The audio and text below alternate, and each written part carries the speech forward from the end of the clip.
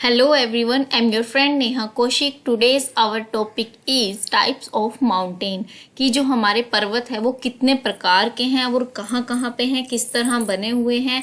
जैसे कि फर्स्ट हमारा होता है block mountain, residual mountain, accumulated mountain and fold mountain. ये चारों जो हमारे प्रकार हैं, टाइप्स हैं माउंटेन को, उनको हम डिटेल में पढ़ेंगे। तो चलिए हम स्टार्ट करते हैं अपना टॉपिक।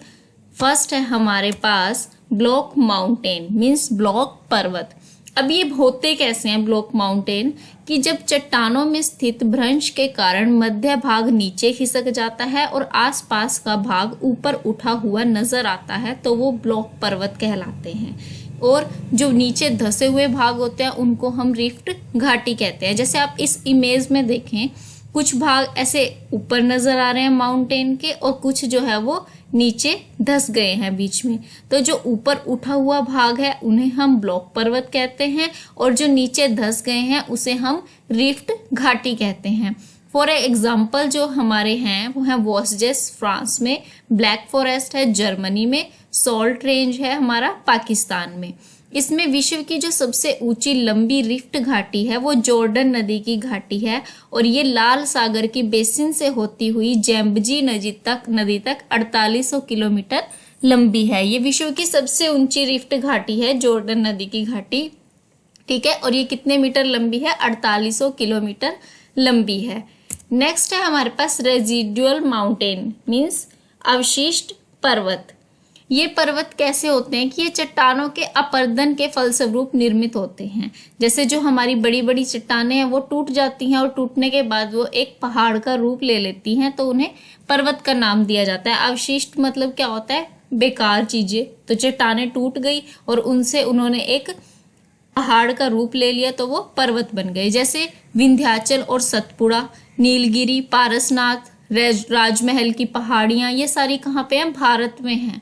सियरा स्पेन में, गैसा और बूटे की जो पहाड़ियां हैं वो अमेरिका में। फॉर एग्जांपल देखो इसमें नजर आ रहा है ये पहाड़ बने हुए हैं तो इसमें छोटे छोटे कंकर वगैरह ये मतलब चट्टानों की वजह से जो उनका अपरदन हुआ है उसकी वजह से जो हमारे पहाड़ बने उन्हें अवशिष्ट पर्वत बोलते हैं। नेक्स्ट है हमारे पास अकोमुलेटेड माउंटेन मीन्स संचित पर्वत। उसमें क्या होता है, कहीं कहीं से मिट्टी आगे उड़ के, कहीं से कंकर, पत्थर, बालू और जो ज्वालामुखी से लावा निकलता है वो सब क्या होता है एक स्थान पे जमा होते रहते हैं। जमा होने के बाद वो एक बड़ा सा पर्वत बन जाते हैं, इसलिए उन्हें संचित पर्वत कहते हैं। अब जब हम रेगिस्तान में जाते हैं तो वहां पे रेत से ही इतने बड़े बड़े वो पहाड़ से बने होते हैं तो उनको जो हम इसी श्रेणी में गिनते हैं। नेक्स्ट है हमारे पास फोल्ड माउंटेन मीन्स वलित पर्वत। ये पृथ्वी की आंतरिक शक्तियों से धरातल की चट्टानों के मुड़ जाने से बनते हैं। देखो इस इमेज में देखने से पता चल रहा है कि ये इस तरह से इसमें फोल्ड आए हुए हैं, मतलब बीच बीच में कहीं उबड़ खाबड़ हो रखा है। ये लहरदार पर्वत होते हैं, लहरों की तरह नजर आ रहे हैं ये।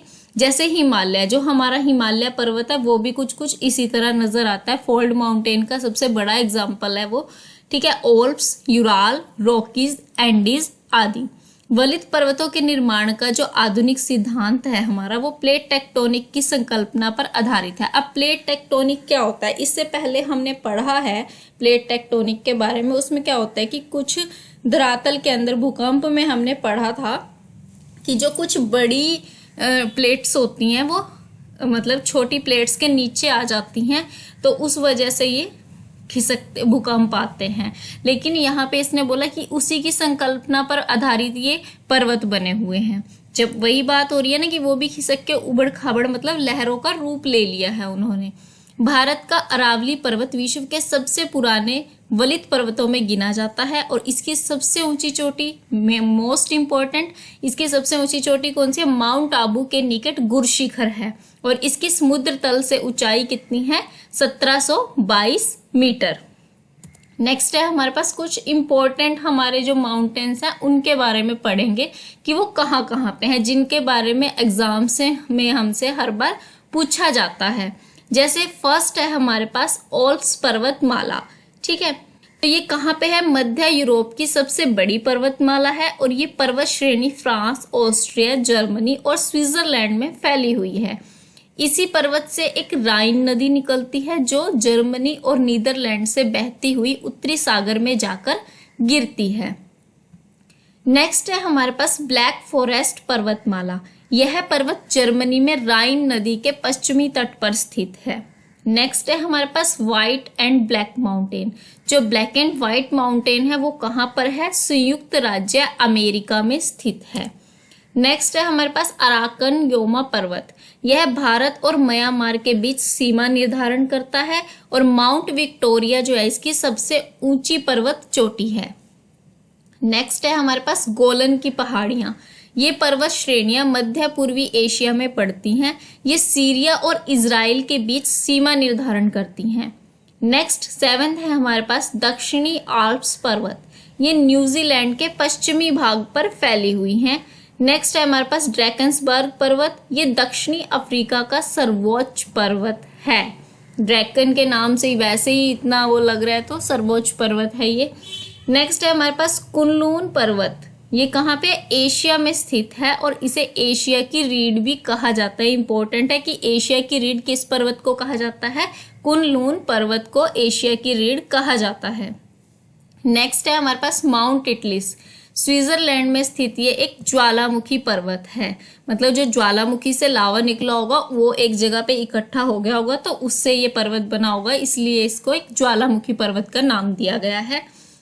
नेक्स्ट है हमारे पास एपिनाइन पर्वत। एपिनाइन पर्वत कहाँ पर है? हमारा इटली में स्थित है।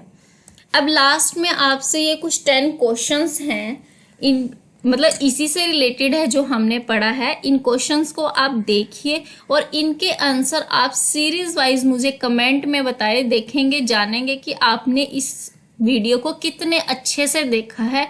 ये 10 के 10 क्वेश्चंस के आंसर आप दीजिए और पता चलेगा कि आप इससे कितनी जानकारी प्राप्त कर सके हैं।